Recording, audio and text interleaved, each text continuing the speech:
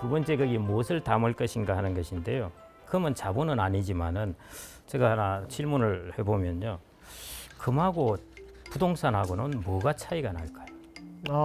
일단 크기, 금은 크기? 유동성. 부동산은 들고 옮길 수가 없잖아요. 예. 그렇다. 금은 휴대할 수 있는데. 예. 요즘은 뭐 금 실물로 이렇게 잘 사지 않고 보관해 놓고 이제 있으니까요. 뭐 원하면은 인출할 수 있습니다. 부동산은 가지고 네. 있으면 임대 수익 같은 걸 낼 수 있는데 예. 금은 가지고 있다는들 내가 팔아야 돈이 돼요. 예. 정확합니다. 예. 그래서 앞으로 자산 관리를 잘 하실 것 같은데요. 주거까지는 왜 이렇지? 네.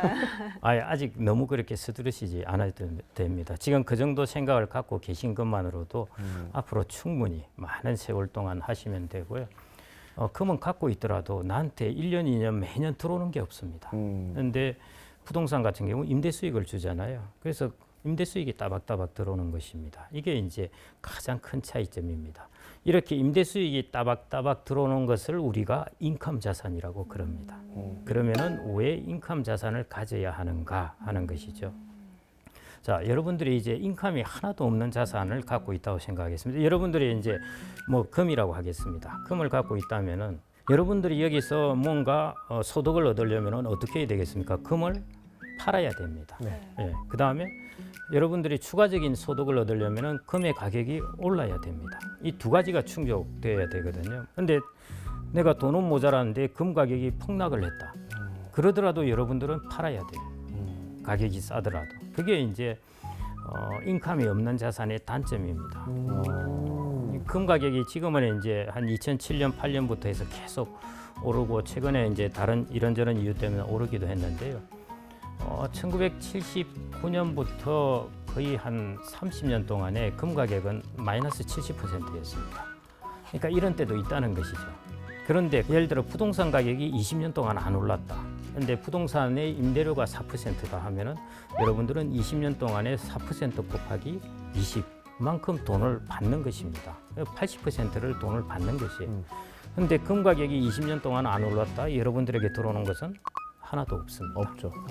그래서 이게 인컴 자산의 중요성이에요. 개인들은 이런 인컴 자산을 갖고 있어야 좀 더 안정적입니다.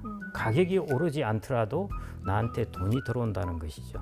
또 하나는 내가 이 자산을 팔지 않더라도 돈이 들어온다는 것입니다. 지금 주식이나 부동산 가격이 떨어졌네. 근데 내가 현금이 유동성이 좀 필요하네. 그럴 경우 배당이나 임대소득이 들어오면은 그걸 가지고 어느 정도 충당을 할 수 있는데요. 금이나 이런 자산 같은 경우 떨어졌네, 내가 돈이 필요하네, 떨어져도 팔아야 되는 것입니다. 그래서 자산 가격이 이렇게 움직일 때 계속 보유하기가 힘들어요. 가격을 샀다 팔았다 이렇게 많이 해야 되는 것이고요. 그래서 장기 투자가 어렵습니다. 우리가 투자에서 성공을 하려면 오래오래 투자를 해야 되는데요.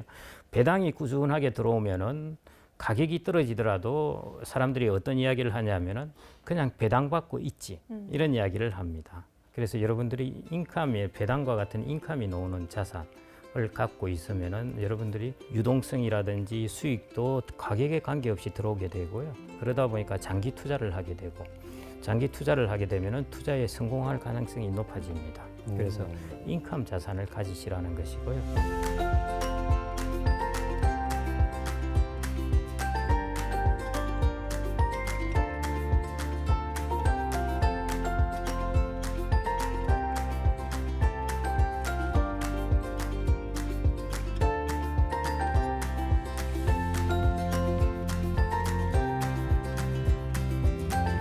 인컴이 변동하는 게 있습니다. 자본의 가치가 올라가면은 배당이 증가한다 그랬죠. 네. 예, 이런 것들이 이제 인컴이 변동하는 것이고요.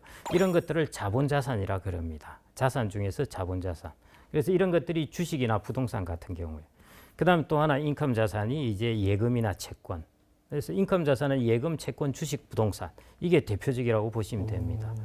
그런데 나이가 젊으신 분들은 주식, 부동산의 인컴 자산을 대부분 하셔야 되고요. 나이가 많을수록 예금이나 채권 부분을 이제 많이 가져가시면 됩니다. 근데 그걸 반대로 하시는 분도 되게 많아요. 그럼 안 좋습니다.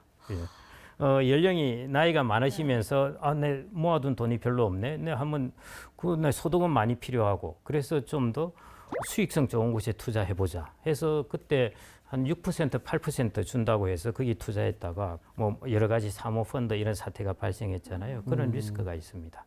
세상에 절대 공짜는 없습니다. 자본시장의 철칙 중에 하나가 절대 공짜는 없습니다. 공짜는 없다. 예. 그다음에 자본시장의 철칙의 두 번째는 가장 좋은 상품을 남에게 권하지 않는다는 거죠. 자기가 하지 왜 정답. 남한테 한다는 거죠. 예.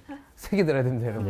예. 그래서 하여튼 그래서 여러분들이 인컴 자산 중에서도 나이가 들면 확정적인 인컴 자산을 하시는 게 좋은데 젊으신 분들은 자본 인컴, 자본에 기반을 둔 인컴 자산, 그게 주식이나 부동산 같은 경우입니다. 그걸 이제 가지시라는 것이죠. 그게 제가 이제 두 번째 말씀드리는 이제 인컴이라는 것이고요.